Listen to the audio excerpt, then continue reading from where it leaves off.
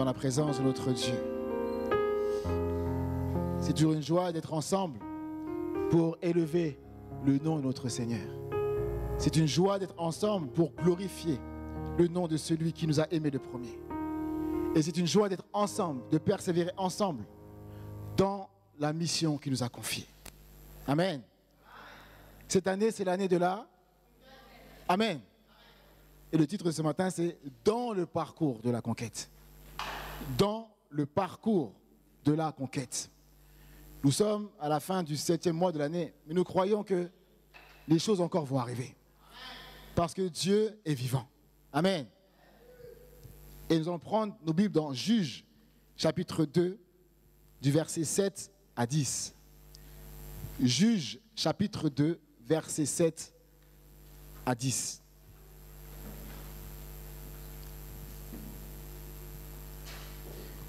Si tout le monde là, Juges, chapitre 2, verset 7 à 10, je vais lire au nom du Seigneur. Le peuple servit l'Éternel pendant toute la vie de Josué et pendant toute la vie des anciens qui survécurent à Josué et qui avaient vu toutes les grandes choses que l'Éternel avait faites en faveur d'Israël. Josué, fils de Nun, serviteur de l'Éternel, mourut, âgé de 110 ans. On l'ensevelit dans le territoire qu'il avait eu en partage à Timnath-Hérès, dans la montagne d'Éphraïm, au nord de la montagne de Gash. Verset 10. Toute cette génération fut recueillie auprès de ses pères. Et il s'éleva après elle une autre génération qui ne connaissait point l'Éternel, ni ce qu'il avait fait en faveur d'Israël. Amen. Ici, nous voyons la fin, donc on nous parle de la fin de la vie de Josué, que ceux qui servaient l'Éternel à l'époque de Josué ont été fidèles à Dieu. Mais après cette génération, il y avait une génération qui dit, la Bible déclare qu'ils ne connaissaient point l'Éternel, ni ce qu'il avait fait en faveur d'Israël. Connaissant très bien la manière de vivre du peuple d'Israël, il est difficile à nous de croire que cette génération n'avait jamais entendu parler de l'Éternel. Puisque le Seigneur avait placé exprès les fêtes pour qu'Israël n'oublie jamais ce que l'Éternel avait fait en faveur d'Israël. Et nous savons que Israël avait pour ordre de transmettre à la génération future tout ce que le Seigneur leur avait donné. Donc c'est sûr et certain que cette génération-là avait entendu parler de l'Éternel et de tout ce que l'Éternel avait fait en faveur d'Israël. Amen. Mais il est écrit ici qu'ils ne connaissaient pas l'Éternel. Dans la Bible, le mot connaître apparaît de différentes manières. Et si nous voyons même, on va un peu plus loin, Samuel servait l'Éternel dans le temple. Il dormait même devant l'arche. Il servait l'Éternel. Mais quand l'Éternel a appelé Samuel, Samuel croyait que c'était Élie qui l'avait appelé. Et la Bible précise que, alors que Samuel servait l'Éternel, qu'il ne connaissait pas encore l'Éternel. Donc ici, le fait de parler de connaissance vient plutôt à dire qu'il n'avait pas l'expérience personnelle. L'Éternel ne s'était pas encore révélé personnellement à Samuel. Et ici, ça veut dire que ce peuple-là, cette génération-là, n'avait pas expérimenté ce que Dieu avait fait au travers de son peuple, c'est-à-dire leur père. Et nous disons toujours que le Seigneur veut que nous puissions avoir personnellement l'expérience de la parole. Le Seigneur veut que nous puissions avoir personnellement l'expérience de sa fidélité. Et nous voyons cela même dans l'Ancien Testament, lorsque Israël est sorti du pays d'Égypte. Nous voyons que le Seigneur a fait sortir Israël alors qu'ils étaient esclaves en Égypte, par sa main puissante. Et ils ont traversé la mer Rouge. Mais le peuple qui est sorti d'Égypte, ce n'est pas le peuple qui est rentré à Canaan. Or, ceux qui allaient rentrer à Canaan n'avaient pas expérimenté ni la délivrance de l'Égypte, ni la mer Rouge. Et lorsqu'il était venu le temps d'aller et de rentrer dans la conquête, Josué a envoyé 2 espions à Jéricho. Nous connaissons toute cette histoire. Ils sont revenus et ils ont dit voici. Dieu a dit, vous allez suivre l'arche. Vous allez les suivre parce que vous allez passer par un chemin que vous ne connaissez pas. Il y avait un chemin pour aller à Jéricho, puisque les 2 espions sont passés. Mais Dieu ne voulait pas qu'ils passent par là. Quel était le chemin qu'ils ont emprunté? Ils ont traversé le Jourdain. Pourquoi? Pour qu'ils puissent avoir l'expérience que l'Éternel qui avait ouvert la mer Rouge, c'est le même Dieu qui est avec eux. C'est le même Dieu qui allait le conduire. Lorsqu'ils sont arrivés devant Jéricho, ils étaient appelés à la conquête. C'est-à-dire qu'ils devaient aller, c'était la guerre. Mais la première étape, ils n'ont rien fait. C'était Jéricho. Dieu a dit, vous allez vous taire. Vous allez faire le tour de Jéricho. Et le dernier jour, pendant 6 jours, et le dernier jour, vous allez pousser des cris de joie. C'est comme ça que les murs de Jéricho sont tombés. Pourquoi Dieu a voulu faire ainsi? Parce que Dieu voulait que Israël soit confiant en sachant qui était avec eux. Nous, frères et sœurs, nous passons peut-être par des moments difficiles. Peut-être qu'il y a des obstacles qui sont devant nous. Ne soyons pas troublés. Le Seigneur veut que nous puissions avoir l'expérience de sa fidélité. Peut-être qu'il y a des obstacles qui semblent être infranchissables. Frères et sœurs, c'est le temps d'expérimenter la toute-puissance de Dieu. Voilà pourquoi il ne faut pas que nous puissions nous décourager. Le Seigneur est avec nous. Amen. Le pasteur Gilbert nous a rappelé dernièrement que lorsque les espions étaient partis voir à Jéricho, ils ont rencontré Rahab. Et Rahab disait déjà que le peuple tremble même à la pensée même de vous voir. Parce qu'il connaissait ce que l'Éternel avait fait. Mais le problème, ce n'est pas tant ce que Jéricho pensait d'Israël, mais c'est que Israël pensait d'eux-mêmes. Nous sommes enfants de Dieu. Souvent, nous disons effectivement qu'il faut qu'on puisse connaître notre ennemi. Notre ennemi, c'est Satan. C'est vrai que la Bible nous parle du diable, n'est-ce pas? Nous parle aussi des ruses du diable, des méthodes du diable, pour que nous puissions être avertis. Mais il faut que nous puissions comprendre que celui qui est en nous est plus grand que celui qui est dans le monde. Amen. Et le problème, au bout d'un moment, tellement qu'on veut se concentrer de savoir ce que Satan fait, c'est comme si maintenant on commence à avoir peur. Nous sommes enfants de Dieu. Amen. Je me rappelle une personne me disait une fois, serrer la main des gens, il faut faire attention. Quand tu serres la main des gens, parce qu'on ne connaît pas l'état d'âme. Et c'est rentré même dans l'église. Les personnes, le frère là, je ne connais pas. Je ne connais pas son état d'âme. Si je serre la main, je ne sais pas. Si le PDG de ta boîte vient, est-ce que tu vas lui serrer la main ou pas? Tu vas serrer la main, mais ce PDG, est-ce que tu connais son état d'âme? Nous sommes enfants de Dieu, peu importe l'état d'âme. Si tu me serres la main et que tu as des mauvaises pensées, ça sera tant pis pour toi. Amen. Il y a une personne qui me disait une fois, il n'y a pas longtemps. Il dit, j'ai des problèmes. Donne-moi ta main, donne-moi ta main. Je lui donne ma main. Il reste comme ça, il est concentré. Je dis, qu'est-ce que tu fais? Non, je me décharge. Toi, parce que je vois que tu as des bonnes ondes, donc je me décharge. Je dis, ah bon? Donc moi, je dis, c'est tant pis pour toi. J'ai commencé à dire, ah bon? Non, moi, je ne peux pas te décharger. Mais celui qui m'a déchargé peut te décharger. C'est Jésus. Amen. J'ai commencé à donner l'évangile en priant. Et cette personne a accepté Jésus. Amen. Frères et sœurs, n'ayons pas peur. Le diable est sous nos pieds. Amen. Nous devons avoir l'assurance de celui qui est avec nous. Voilà pourquoi Dieu permet quelques difficultés parfois, quelques oppositions parfois, pour que nous puissions expérimenter qu'il est le Tout-Puissant. Amen. Mais ici, il faut bien voir deux choses. Nous avons parlé de ce peuple qui allait rentrer en conquête et qui marchait sur la parole de Dieu. Car ceux qui sont nés dans le désert, n'est-ce pas, obéissaient à l'Éternel. C'est comme ça qu'ils sont rentrés en conquête. Mais ici, on parle de la génération qui a suivi celle de Josué. Et cette génération qui ne connaissait pas l'Éternel a commencé à désobéir. Ils n'ont pas expérimenté ce que leurs pères ont expérimenté et ils ont commencé à désobéir. Et voici ce que le Seigneur dira dans Juge chapitre 2 toujours. On va lire à partir du verset 20. Et on va continuer jusqu'au chapitre 3, 1 et 2. Juge chapitre 3 au verset 20. Il est écrit ceci. Alors la colère de l'Éternel s'enflamma contre Israël.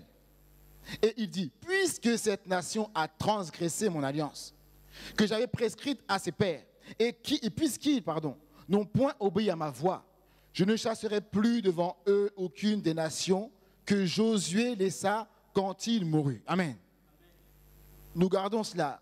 Les nations que Josué laissa quand il mourut. On verra ça tout à l'heure.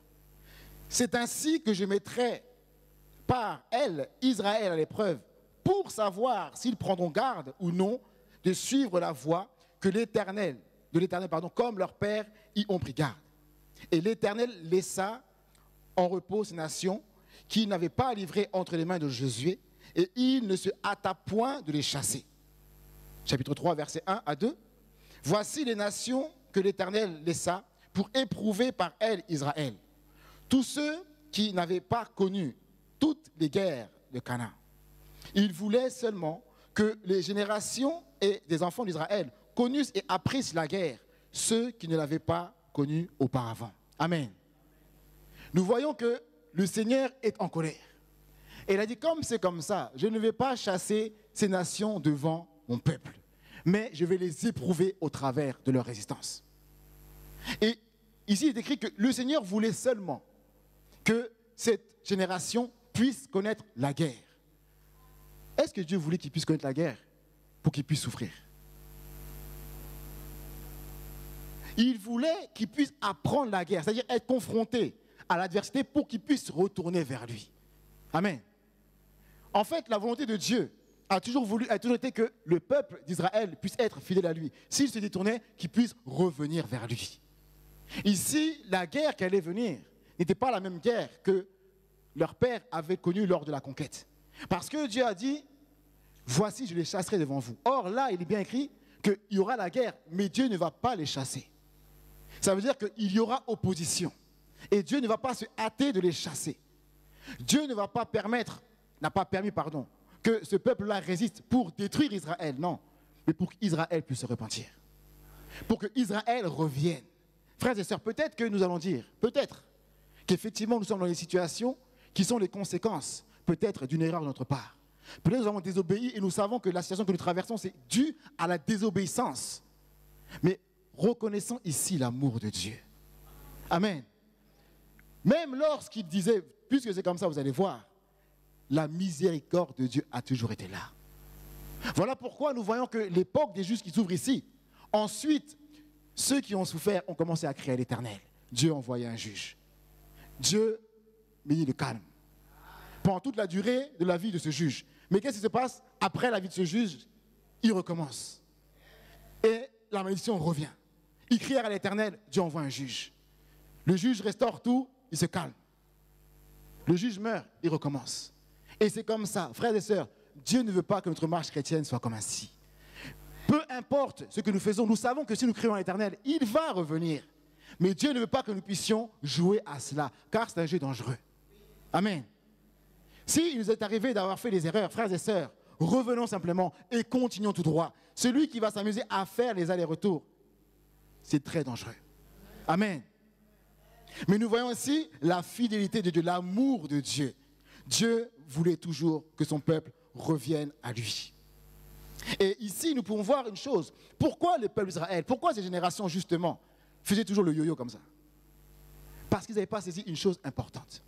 Et dans Nombre chapitre 33, je vais simplement le citer, Nombre 33, versets 54 à 56, donc Nombre 33, 54 à 56, nous voyons ici Dieu qui parle en disant, voici, vous allez prendre possession du pays, selon la distribution donc, que le sort a émis, selon les tribus.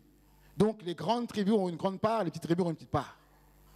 Mais le Seigneur dira ceci, vous devez chasser tous les habitants de ce pays. Tous les habitants, vous devez tous les chasser. Ils n'habiteront pas avec vous, parce que s'ils restent là, ils seront des épines à vos yeux. Et ils seront pour vous un piège. Amen. Mais Josué est parti, il a fait la conquête. Et nous voyons que lorsque Josué mourut, il y avait des peuples qui n'avaient pas chassé. Et nous allons comprendre cela dans Exode. Exode chapitre 23. Pourquoi quand Josué est mort, pourquoi il y avait encore des nations, des peuples, qui n'étaient pas chassés? Exode 23, versets 29 à 33.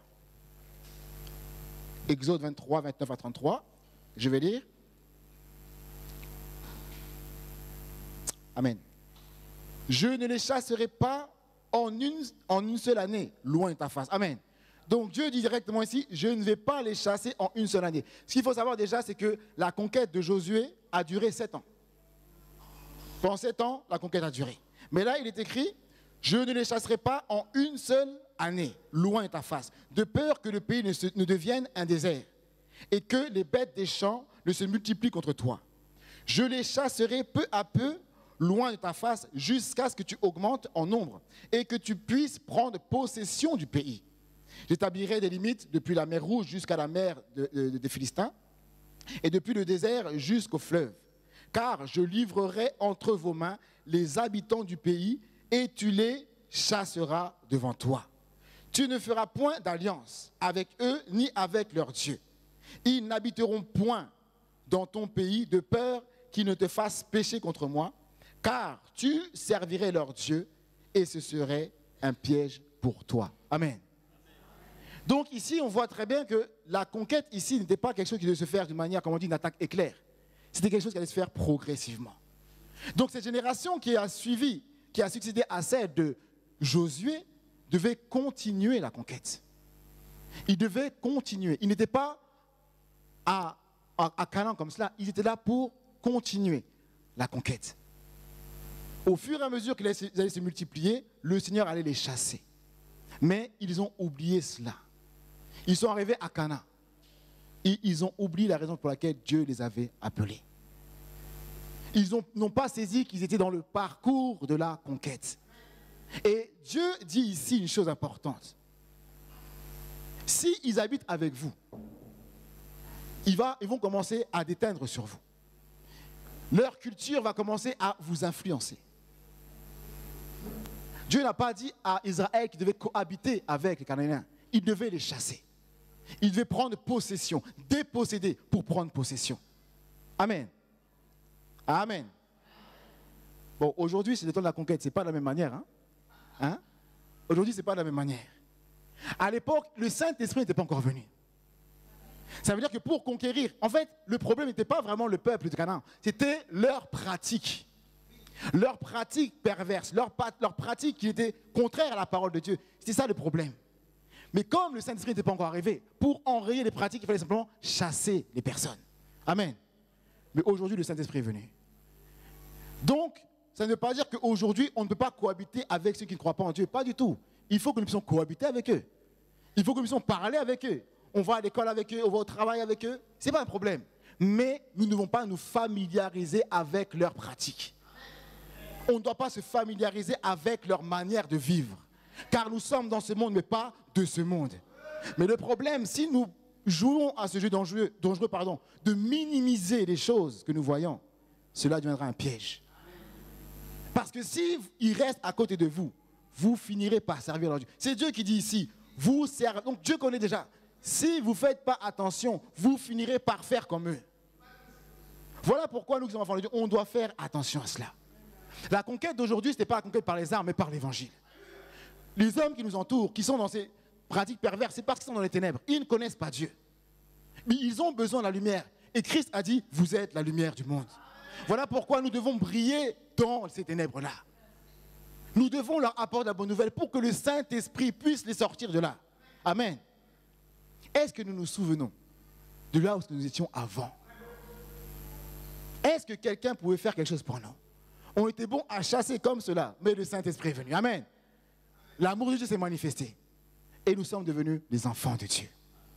Les hommes et les femmes qui nous entourent attendent une seule chose, ardemment, la révélation des fils de Dieu. Amen. Est-ce que nous sommes convaincus? Amen. Le problème de cette génération-là, c'est qu'à un moment donné, ils n'ont pas saisi la raison pour laquelle ils étaient là. Est-ce que, frères et sœurs, nous saisissons la raison pour laquelle Dieu nous a envoyés dans ce pays? Quand je dis envoyés dans ce pays, je ne parle pas simplement des étrangers. Non, car nous sommes tous étrangers sur cette terre. Amen. Même si je suis né dans ce pays, fils des parents de ce pays, si je suis là en tant qu'enfant de Dieu, je suis un envoyé de Dieu. Pourquoi Dieu m'a envoyé dans cette nation? Parce que j'aurais pu naître ailleurs. Mais Dieu a voulu que je puisse naître dans ces générations ici. Est-ce que nous comprenons pourquoi? La conquête. Amen. Et Israël ont oublié cela. Oublié cela. Nous allons prendre 3 points. Qu'est-ce qui a fait qu'ils n'ont pas saisi cela? Premièrement, ils n'ont pas saisi concrètement la signification de la Pâque. Ils n'ont pas compris la signification de la Pâque. Lorsque Dieu dira à Moïse, va, tu vas voir Pharaon, tu vas lui demander de laisser partir mon peuple, de faire 3 jours de marche dans le désert afin de pouvoir m'adorer. En fait, les 3 jours de marche correspondaient tout simplement à la durée qu'il fallait pour sortir du territoire de l'Égypte. Il fallait 3 jours pour sortir de l'Égypte. Ça veut dire que Dieu voulait qu'il sorte de l'esclavage pour le servir. Mais Dieu dira, tu vas dire ça à Pharaon, mais il ne va pas t'écouter.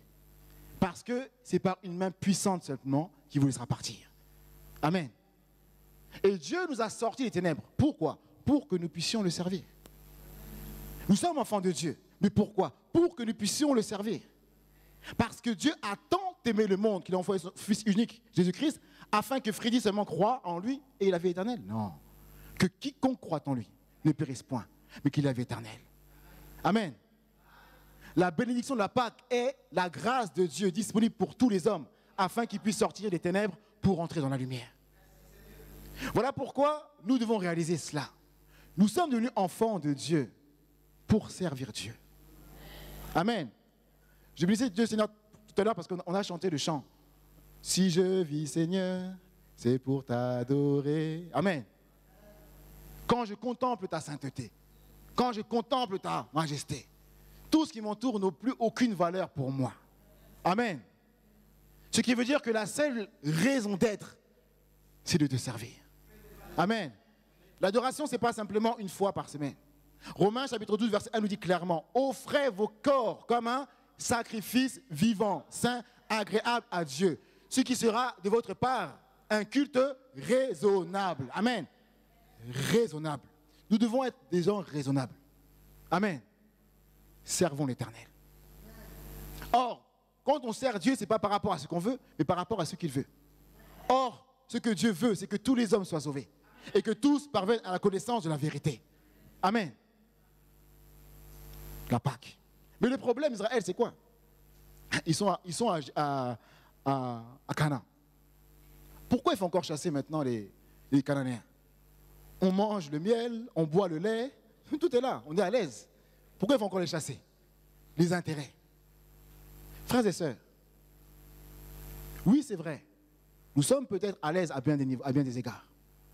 Mais le confort que nous avons ne doit pas nous détourner du plan parfait de Dieu.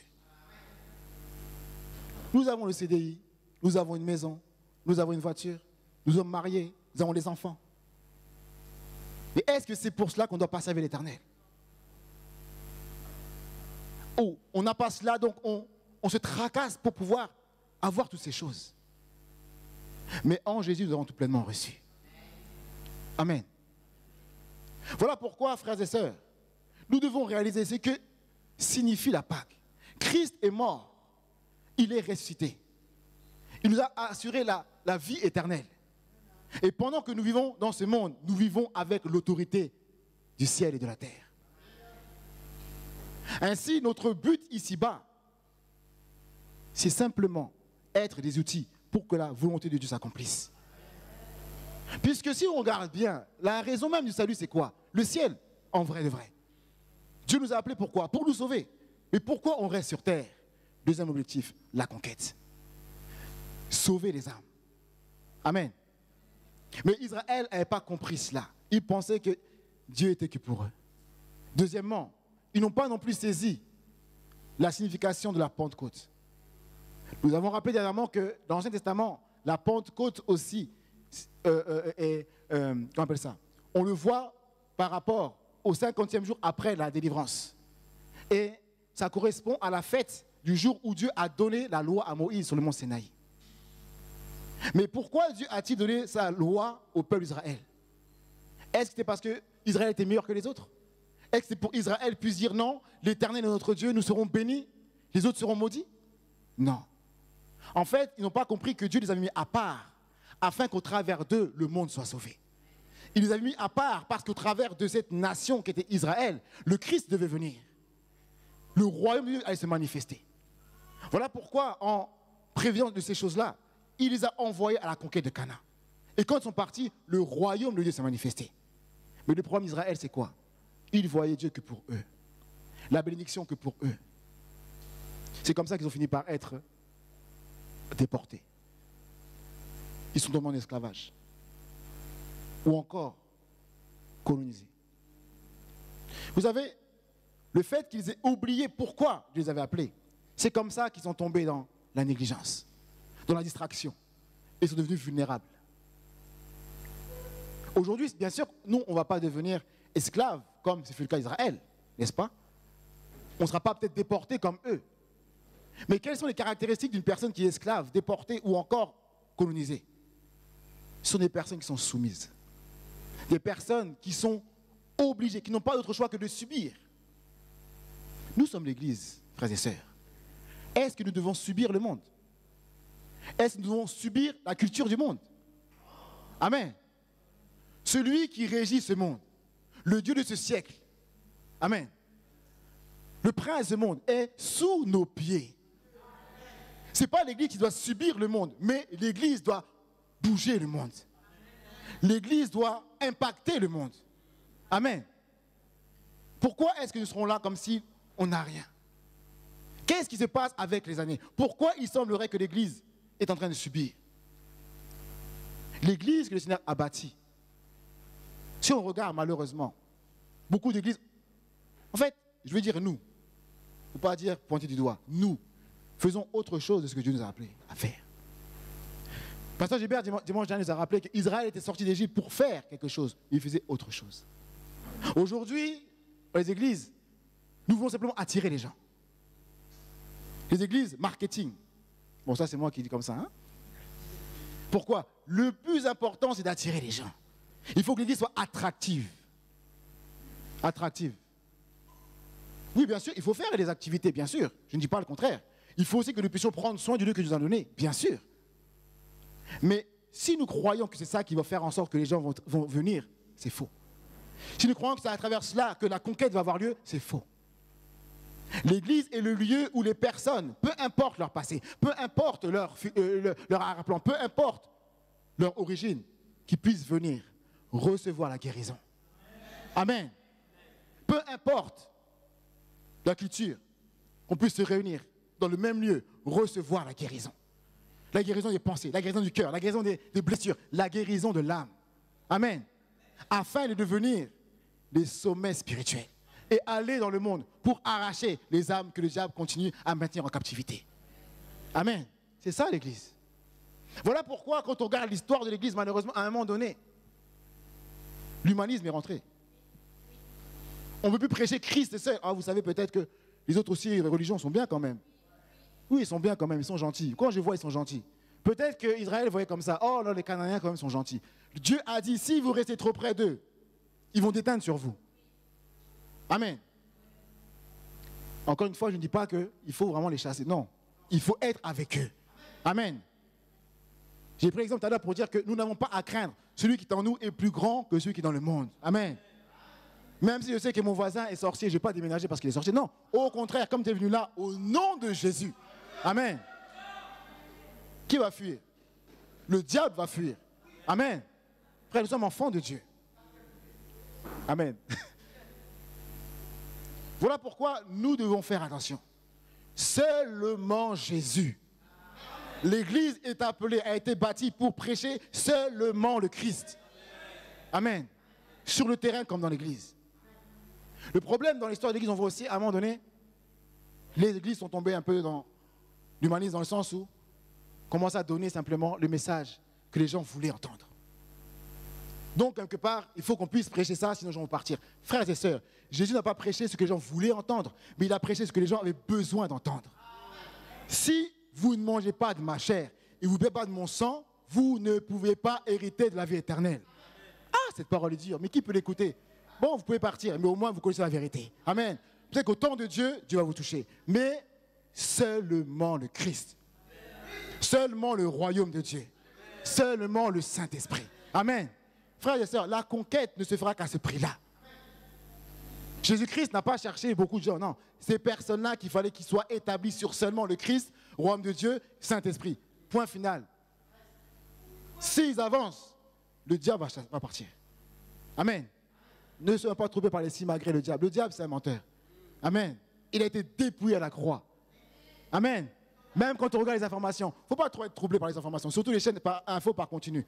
On bombarde pour montrer vraiment c'est gâté. Frères et sœurs, au nom de Jésus, l'Église se lève, les choses peuvent changer. Amen. Et nous ne devons pas tomber dans l'humanisme. Le problème aussi, c'est parce que lorsque les hommes trouvent leur intérêt dans le projet de Dieu, ils en font un projet personnel. Lorsque Dieu a appelé Saoul, le roi Saoul, c'était Dieu qui l'a appelé, non? La royauté, c'était le plan de Dieu. Mais Saoul a commencé à voir la notoriété. Donc lui, ce qui l'intéressait, c'était la notoriété. Non, moi, ce qui m'intéresse maintenant, il faut que mon fils absolument puisse me succéder sur le trône. Voilà son intérêt. Mais David, l'homme selon le cœur de Dieu. Royauté pour royauté, ce n'est pas son problème. L'Éternel est mon berger. Son désir était de servir Dieu. Amen. Abraham aussi, l'histoire de l'enfant, Isaac, ce n'était pas le projet d'Abraham, hein, c'est le projet de Dieu.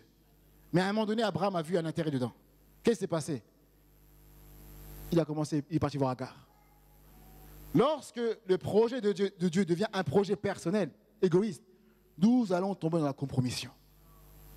Mais la différence entre Saoul et Abraham, Saoul donnait des explications. Et Abraham savait se remettre en question.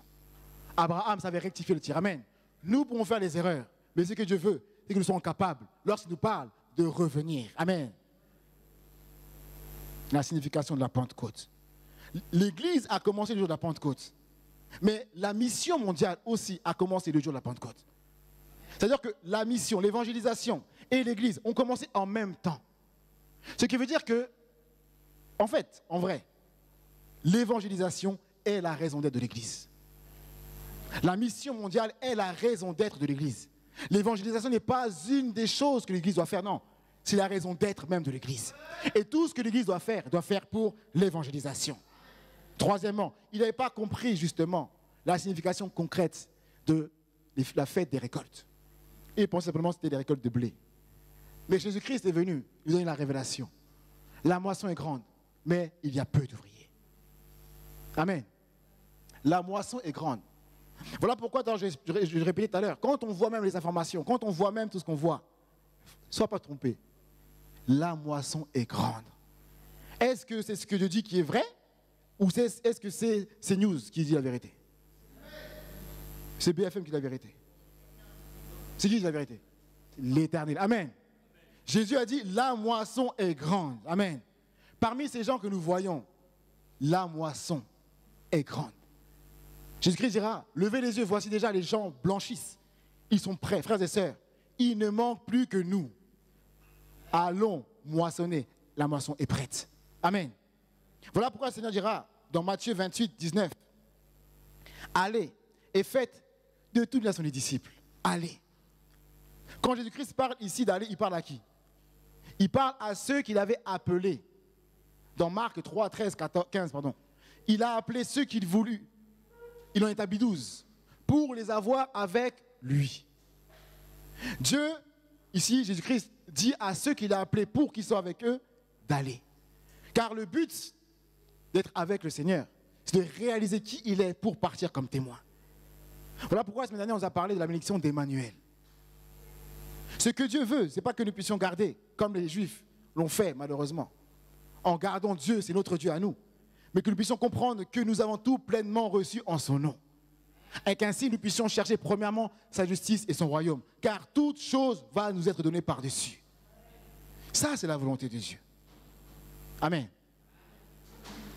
Et dans l'Ancien Testament, alors que nous parlons de la conquête de Josué, si nous regardons bien, alors que dans Genèse, nous voyons que Dieu nous révèle le problème fondamental, les conséquences du problème, mais aussi la solution, à savoir la postérité de la femme. Dans le livre d'Exode, nous voyons quoi? Ceux qui, au travers du sang de l'agneau, expérimentent la délivrance. C'est ça le livre d'Exode. Dans Lévitique, c'est un livre qui nous parle de tout ce qui concerne le culte. Le pasteur a appelé ça tout à l'heure dans la modération. En tant qu'enfants de Dieu, nous devons désormais vivre centrés sur le culte. Personnel, mais aussi ensemble. Le livre des Nombres nous parle du peuple d'Israël. L'identité en tant que peuple d'Israël. Et Deutéronome veut dire deuxième loi. Non pas qu'il y ait une deuxième loi, mais pourquoi ce nom a été donné? Parce que, encore une fois, ceux qui sont sortis du pays d'Égypte, ce n'est pas ceux qui sont rentrés à Canaan. Or, ceux qui sont sortis du pays d'Égypte, Ils ont reçu la loi de Moïse sur le mont Sinaï. Donc Dieu a traité alliance avec ce peuple. Mais ce peuple-là est mort dans le désert. Maintenant, l'autre génération qui va rentrer en conquête n'avait pas reçu directement, bien qu'ils connaissaient déjà. Dieu a voulu traiter alliance avec eux. C'est comme ça qu'on dit deuxième loi. Mais la particularité de Deutéronome, si on regarde par rapport à la loi que nous voyons dans Exode, dans Nombre ou dans Lévitique, c'est que dans Deutéronome, la loi est encore donnée, mais elle est orientée sur la conquête. Elle est orientée sur quoi? L'objectif absolu de Dieu. C'est vrai que nous sommes avec Dieu. Au début, nous devenons enfants de Dieu. Dieu nous parle, nous recevons la parole de Dieu pour que nous puissions grandir dans la connaissance de qui est avec nous. Mais l'objectif, le pasteur Chamer rappelle toujours, la maturité spirituelle, c'est au bout d'un moment, ne plus dire « Ah, c'est quand que je reçois la bénédiction, c'est quand que je vais... » Non. Puisqu'il est tout pleinement reçu en Jésus, comment est-ce qu'on va prendre l'oise? Comment est-ce qu'on va prendre la Picardie? Comment est-ce qu'on va conquérir le monde? C'est ça la préoccupation du chrétien mature. La même parole est donnée, mais sur la maturité spirituelle, la parole est orientée sur le terrain. Pourquoi? Parce que je sais pleinement que j'ai déjà tout pleinement reçu en Jésus-Christ. Amen. Le terrain nous attend. Que nous puissions nous lever avec cette pensée. Amen. C'est comme ça que nous disons que Josué, c'est le livre des actes de l'Ancien Testament. Parce que Josué, le temps de Josué, c'est le temps de la conquête. Or, le livre des actes, c'est aussi le temps de la conquête. Amen. Voilà pourquoi le titre, c'est « Dans le parcours de la conquête ». Frères et sœurs, la conquête qu'ont commencé l'Église primitive, nous sommes dans le parcours de cette conquête-là. Mais, question, sommes-nous de ceux-là qui sont influencés par les choses de ce monde? Sommes-nous de ceux-là qui sont dans la distraction par rapport au confort que nous avons au siècle présent? Est-ce que nous sommes de ceux qui n'ont aucun intérêt pour le plan de Dieu? C'est une question qu'on doit se poser personnellement. Amen. Ou est-ce que nous sommes de ce reste que Dieu a choisi pour conquérir l'Oise, la Picardie, les Hauts-de-France et la France? Amen. C'est à nous de répondre à ces questions. Où sommes-nous? Le Seigneur nous a appelés. Le Seigneur nous envoie. Est-ce que nous répondons présent? Amen. Et en conclure, nous parlons de la génération future. On ne peut pas finir le message sans parler de la génération qui vont nous succéder. Nous parlons des remnants. L'influence que le monde a en ce moment, nous pouvons voir vraiment que ceux qui sont en première ligne, ce sont les jeunes. Pourquoi? Parce que déjà à l'école, on commence à enseigner des choses qui sont hors de la raison. On ne peut même pas comprendre comment on peut enseigner cela, mais c'est enseigné. Aujourd'hui, on va juste voir les jeunes pour dire « Ah, les jeunes ont toujours le portable, ils sont toujours accrochés au portable, ils sont toujours là. » C'est vrai. Il faut qu'en tant que parents, nous puissions nous tenir. Amen. Pour veiller. Mais plus encore, les armer.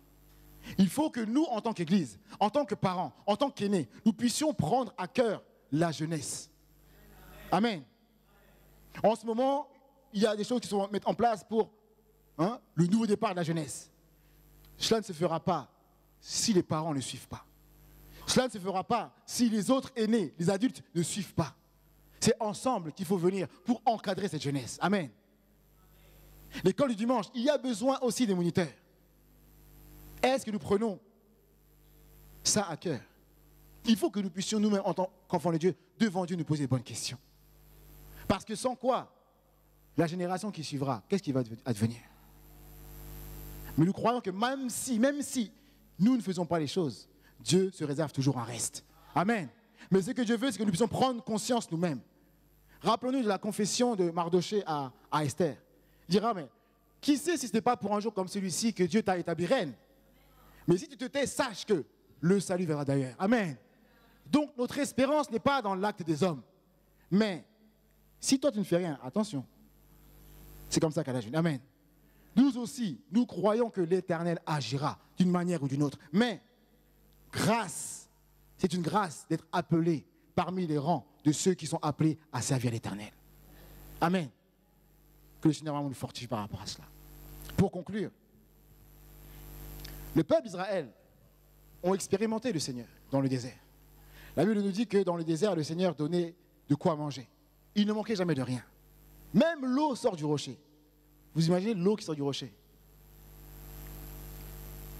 Et l'Éternel est avec eux. C'est vrai qu'aujourd'hui, nous-mêmes, hein, on compare souvent notre marche chrétienne au désert, n'est-ce pas? Parce que ce n'est pas toujours facile. Des fois, il y a des moments où il fait chaud, des moments où c'est rugueux, on a soif, n'est-ce pas? Mais gloire soit rendue à Dieu parce que Dieu est avec nous. Les fins de mois sont difficiles, mais Dieu est avec nous. Et les problèmes dans la famille, mais Dieu est avec nous. Amen. Mais est-ce que c'est seulement pour ça que Dieu veut que nous puissions nous réjouir? Il est avec nous, c'est vrai.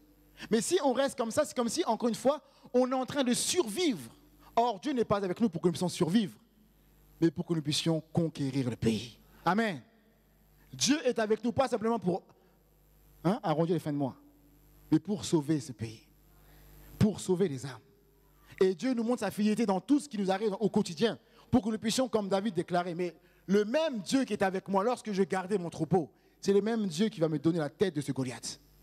Amen. Que le Seigneur nous fortifie. Le monde entier est sous la puissance du malin. Le monde entier souffre. L'homme est esclave du péché. L'homme est esclave de Satan. Nous sommes environnés par des personnes qui sont méchantes, des personnes qui sont hargneuses, des personnes qui nous veulent du mal, des personnes qui sont en train de nous critiquer, qui sont en train de nous faire des choses pas possibles dans notre dos. Les frères et sœurs, il faut les aimer. Il faut les aimer. Parce qu'ils n'ont pas le choix que d'agir ainsi.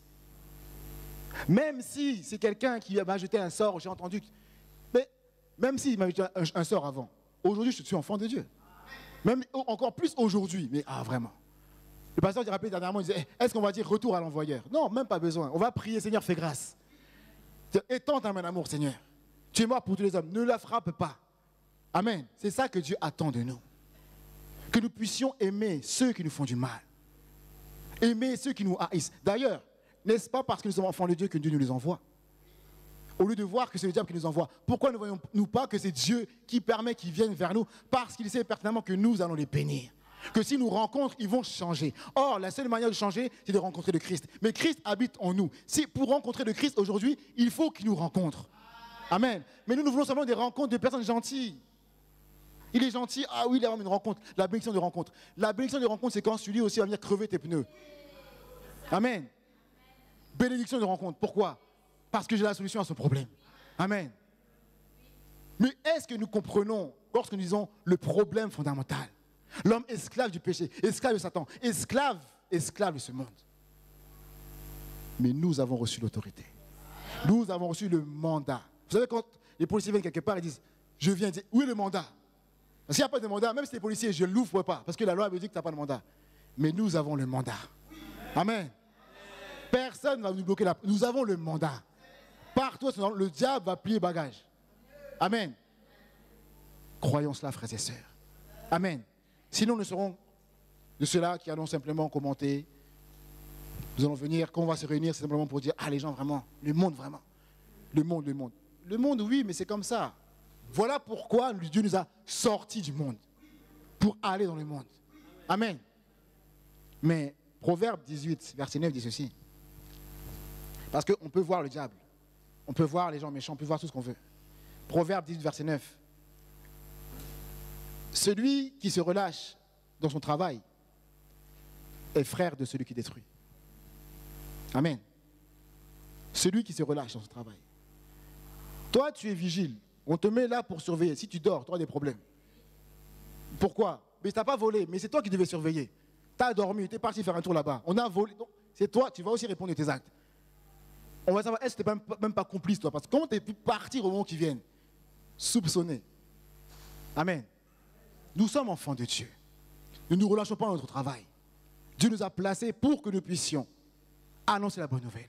Amen. C'est vrai que peut-être, on va dire, prêcher l'évangile, ce n'est pas forcément simple, bien sûr. Dieu ne nous appelle pas à courir partout. Lorsqu'il dira que la moisson est grande et qu'il n'y a plus d'ouvriers, il dira ceci. Priez le maître de la moisson, qu'il envoie les ouvriers dans sa moisson. Ça veut dire que tout commence par la prière. Or, quand on parle de prière, on parle d'intérêt. Quel est l'intérêt de notre cœur? Si c'est les âmes, on va prier pour cela. Le pasteur dernièrement rappelait que le diable a son système dans ce monde. Nous voyons, on parle de la franc-maçonnerie, on parle de toutes sortes de quoi, on peut parler même des mormons, on peut parler de toutes sortes d'organisations ou de religions qui font grand bruit. Maïkari. Mais Dieu a son système aussi. C'est l'Église. Amen. C'est l'Église. Je bâtirai mon Église. Et les portes des cieux du monde ne feront point contre elle. La question qu'on doit se poser, comment est-ce que ces personnes-là s'investissent, bien que c'est dans le faux, mais regardons comment ils investissent. Ils ont le temps. Ce qui fait défaut aux enfants de Dieu que nous sommes, souvent c'est le temps. Le temps. Je n'ai pas le temps. Mais ceux qui se relâchent dans son travail, il faut faire attention. On n'a pas le temps. Les finances aussi, c'est un problème souvent. Là-bas, ils mettent tout ce qu'il y a à mettre. Nous aussi, les finances, c'est un problème. Mais en fait, quand on parle du temps et des finances, ça, c'est que l'aspect extérieur du problème plus profond qu'il y a, c'est notre cœur. Amen. Ce n'est pas vraiment le problème d'être là ou pas. Ce n'est pas le problème de donner l'argent ou pas. Où est notre cœur? Car là où est ton trésor, là aussi sera ton cœur. Amen. Le Seigneur nous appelle à conquérir. Il nous appelle dans le courant, dans le parcours de la conquête. À nous de nous lever. À nous de nous lever avec l'assurance pour que, puisque c'est Dieu qui nous envoie, puisque c'est Dieu qui nous accompagne, nous verrons la gloire de Dieu. Que le Seigneur vous bénisse.